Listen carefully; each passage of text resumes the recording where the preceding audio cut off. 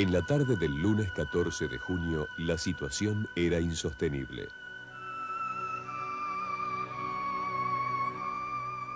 Las Fuerzas Armadas argentinas debían aceptar y asumir la derrota.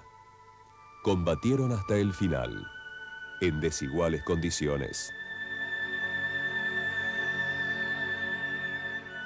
Enfrentando un poder naval, aéreo y terrestre superior. Durante más de 2 meses resistieron.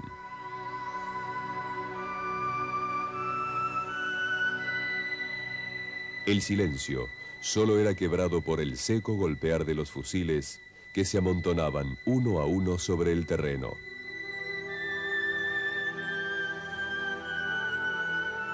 Momentos de prueba, de indignación contenida, de impotencia ante la cruda realidad de los hechos. Cuando todo el sacrificio realizado parecía inútil.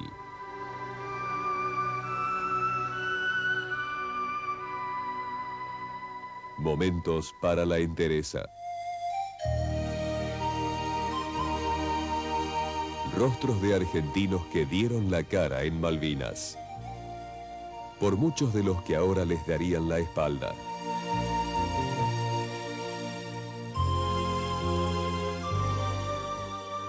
Hombres que cumplían una misión, sin participar en la toma de decisiones políticas en las que sí estaban, en cambio, comprometidas sus vidas.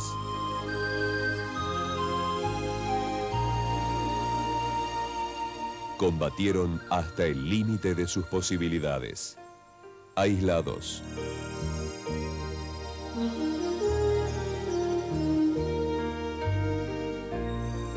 Viendo morir a muchos de sus amigos.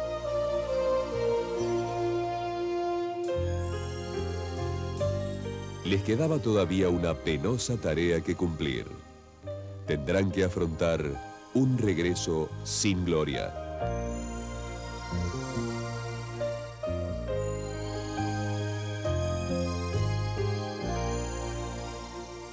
La inmensa mayoría de los argentinos ni siquiera se enterará de su vuelta.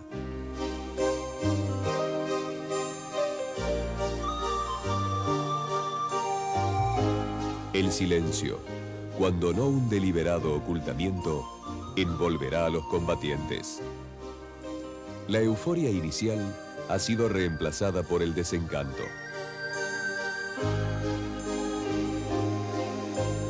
Malvinas es un tema que incomoda, que compromete. Se lo quiere enterrar en el olvido.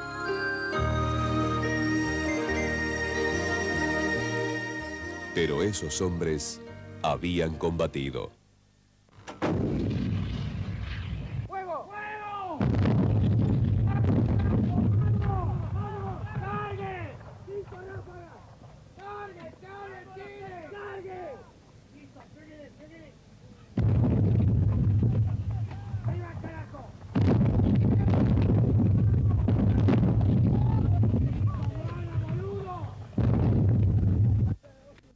Comienza el desigual duelo de artillería. Los cañones ingleses tienen mayor alcance que los argentinos. Tiran a 17 kilómetros de distancia. Los otros, solo a 10. La incorporación de 2 piezas de 155 milímetros permite a los argentinos abrir fuego costero contra los buques y batir los emplazamientos de las baterías enemigas.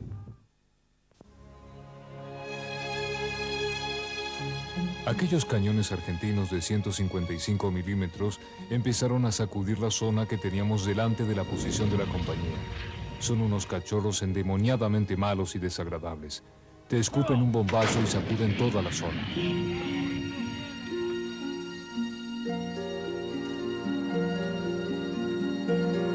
Malvinas, con largas noches en los meses del otoño.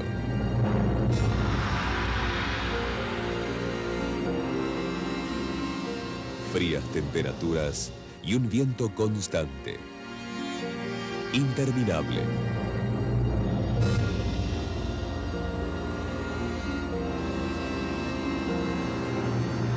En las trincheras, El agua penetra hasta convertirse en una dificultad permanente. Algunos hombres presentarán problemas de congelamiento.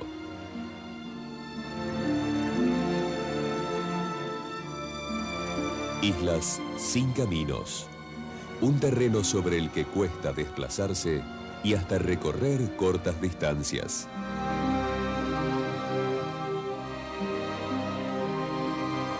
Un difícil problema para llegar con comida caliente y provisiones a tantos hombres desplegados a lo largo de una prolongada línea de defensa.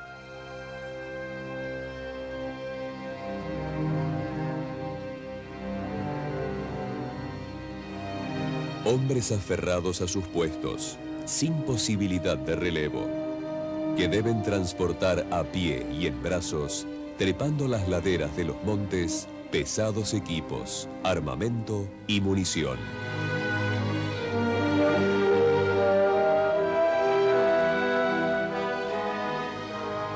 El soldado Ramón Elías Mango recuerda aquellos momentos. Yo puedo decir que sí hemos pasado hambre, pero no podíamos, teníamos mucha comida. El abastecimiento estaba cortado por el fuego permanente a que éramos sometidos. Pienso que pudo haber habido gente que ha pasado mucho más hambre que yo. Eso es posible y creo que en muchas guerras ha ocurrido. Pero no porque no había comida. En el pueblo había mucha comida y había pilas de comida. Y era buenísimo el bolseguí. Pero ¿qué pasa? Después de estar más de 20 horas pisando agua, y agua casi cerca de los puntos de congelación, no hay ningún material que pueda ser aislante de la humedad.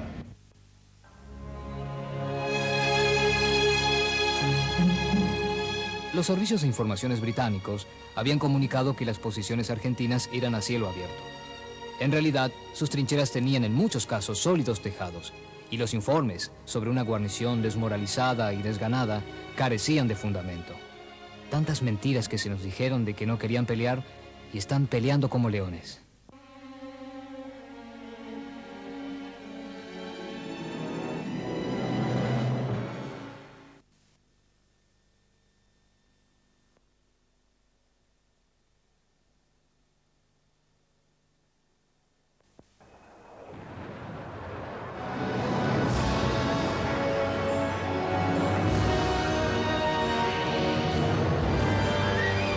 Los aviones argentinos operan desde el continente a 600 kilómetros de distancia. El consumo de combustible solo les permite sobrevolar las islas por escasos minutos.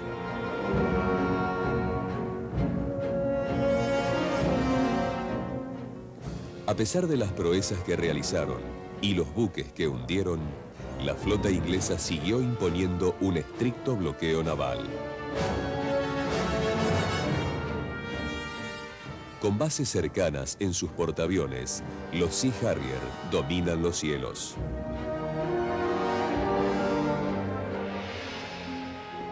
La aviación del ejército multiplica su actividad.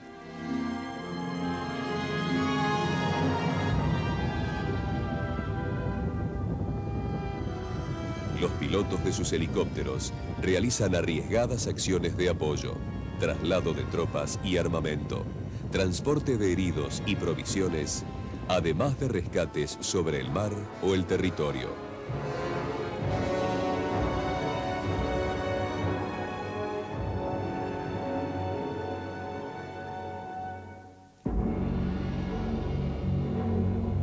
El sargento Daniel Horacio Marchi relata una de sus tantas experiencias.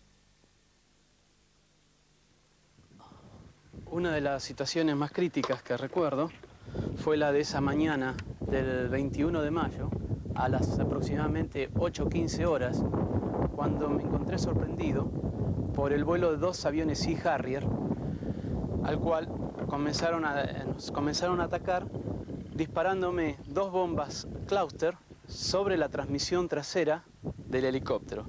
Afortunadamente, gracias a nuestra protectora, Virgencita de Loreto, y gracias a Dios, el humo que se produjo debido a las llamas del incendio nos sirvió de formar una cortina de humo al cual pudimos protegernos y escapar hacia las alturas de la zona de Montequén y así ponernos a cubiertos del fuego enemigo.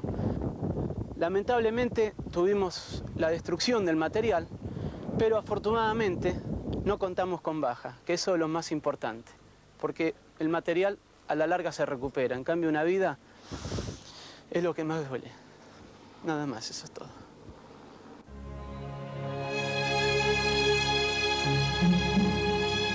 Sin duda alguna, los helicópteros del ejército argentino fueron los elementos aéreos de las Fuerzas Armadas más ignorados por todos los medios de difusión. Sus tripulantes demostraron un gran valor, operando en condiciones muy marginales, con el riesgo siempre presente de ser localizados por los aviones o radares ingleses.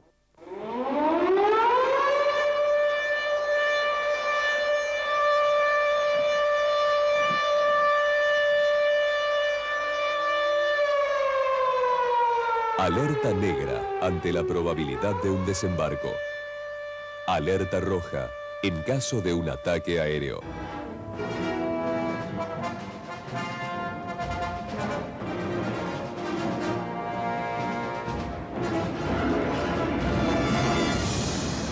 Uno de los objetivos del ataque inglés sobre puerto argentino es inutilizar la pista del aeropuerto. La artillería de defensa aérea derribará en el curso de la guerra 14 aviones y en los combates finales sus cañones antiaéreos abrirán fuego directo sobre las avanzadas terrestres del enemigo.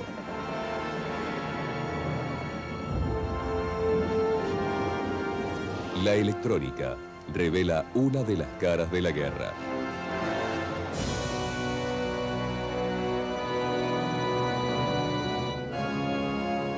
Las comunicaciones telefónicas y radioeléctricas transmiten y reciben órdenes e informaciones.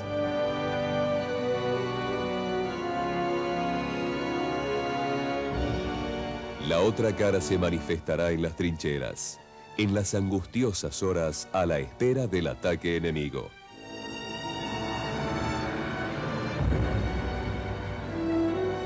Es la cara más trágica y al mismo tiempo más humana de la guerra.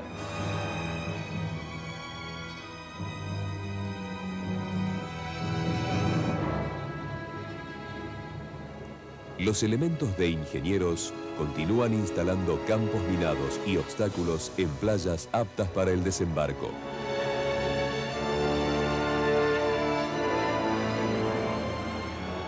En medio de duros combates, la sanidad militar pone una nota humanitaria. Médicos, enfermeros y camilleros desafían los peligros en el cumplimiento de su misión.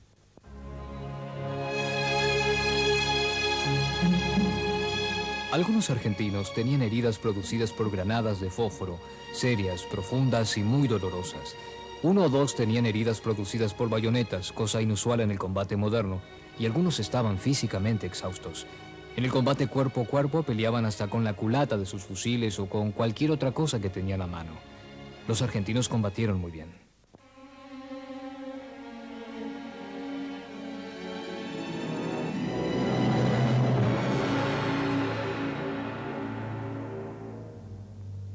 Al amparo de la noche, los comandos argentinos cumplen arriesgadas misiones detrás de las líneas enemigas.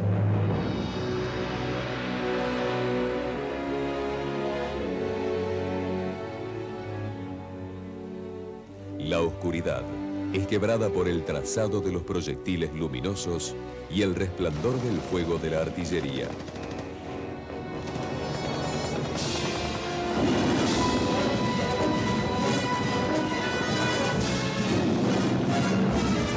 Los ingleses atacan sobre Monte London, Dos Hermanas y Monte Harriet. El soldado conscripto Oscar Ismael Poltronier será condecorado con la medalla al heroico valor en combate por su arrojado comportamiento frente al enemigo.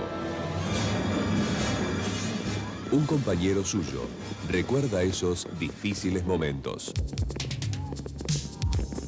Estábamos en el Monte Dos Hermanas. De repente uno de los nuestros cae muerto y a Oscar le agarra una desesperación y empieza a tirarle a los ingleses con la ametralladora. Mientras disparaba les dice al teniente y al sargento que se replieguen, que ellos tenían familia y él no.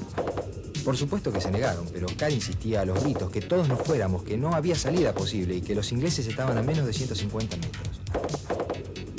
Bueno, mientras nos replegábamos veíamos que el enemigo no podía avanzar.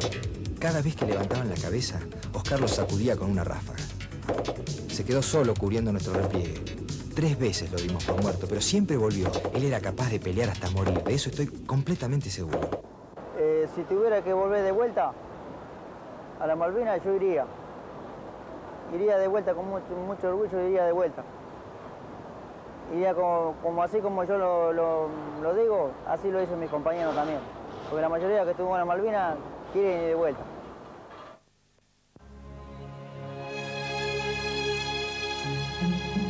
Sentimos una sensación espléndida porque después de la larga y dura serie de batallas en las islas, sobre tan considerable extensión del terreno, especialmente inhóspito, todo haya concluido así.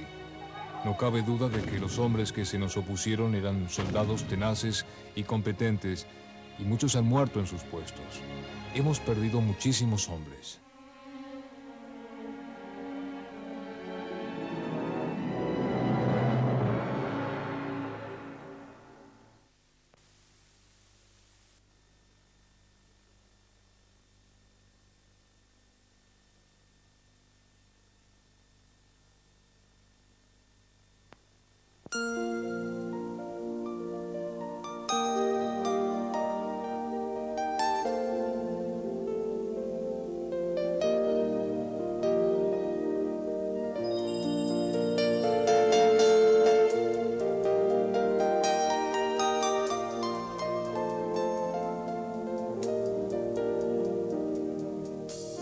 En las cercanías de Darwin, lugar de duros combates en los tiempos de la guerra, cruces blancas cubren los cuerpos de los argentinos que dejaron sus vidas en las Islas Malvinas.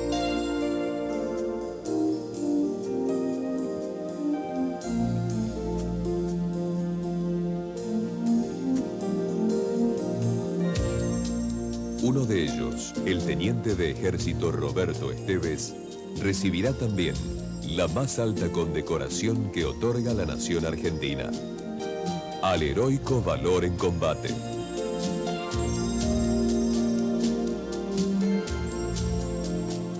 Encabezó un contraataque nocturno para permitir el repliegue de sus hombres.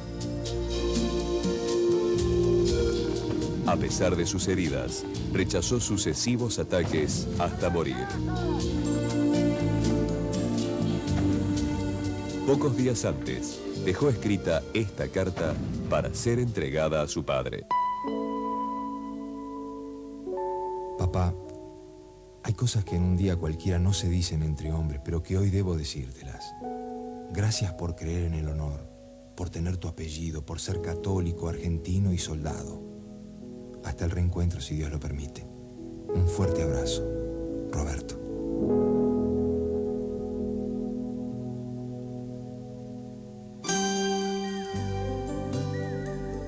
Un testimonio que golpea en las conciencias, por lo conmovedor de su sencillez, de su valentía.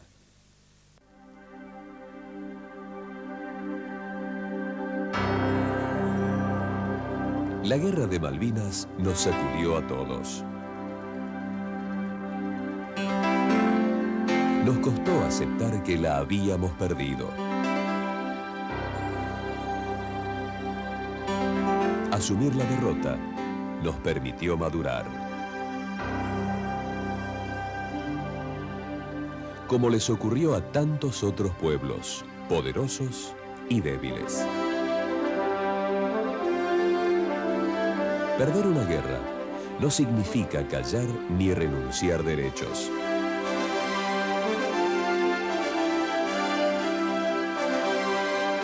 Las guerras, aún perdidas, dejan enseñanzas. El desafío está en saber aprovecharlas. La experiencia de los errores nos ayudará a no volver a cometerlos.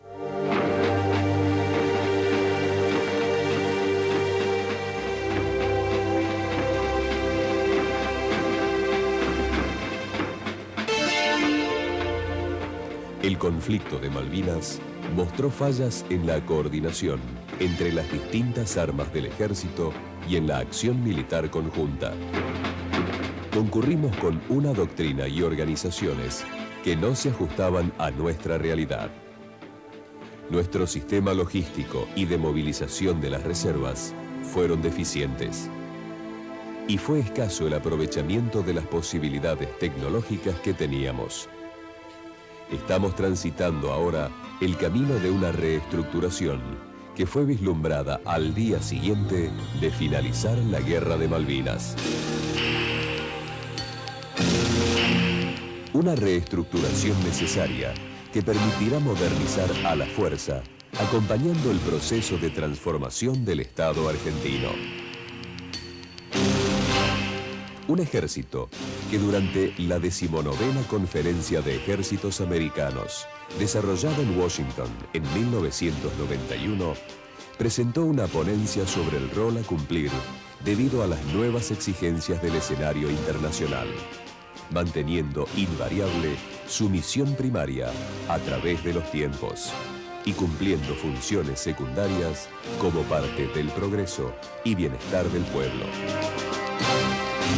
Con máxima eficiencia en el cumplimiento de su misión principal y trascendente, al disponer de una capacidad de disuasión que desaliente amenazas que afecten intereses vitales. Prestando apoyo logístico, de asesoramiento técnico y de transporte en la lucha contra la narcosubversión.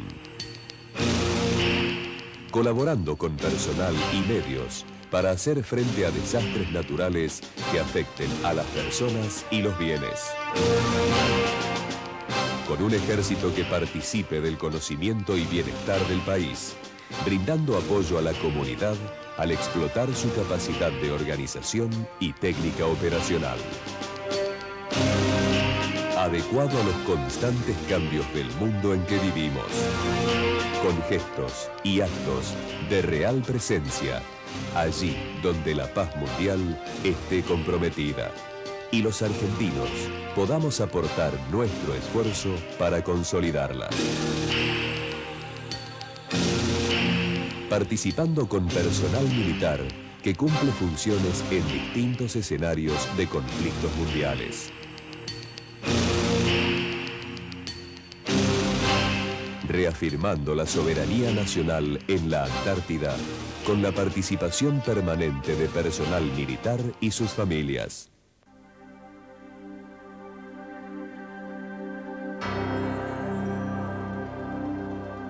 Un ejército orgulloso de ser combatiente de Malvinas. Con reconocimiento hacia sus veteranos de guerra.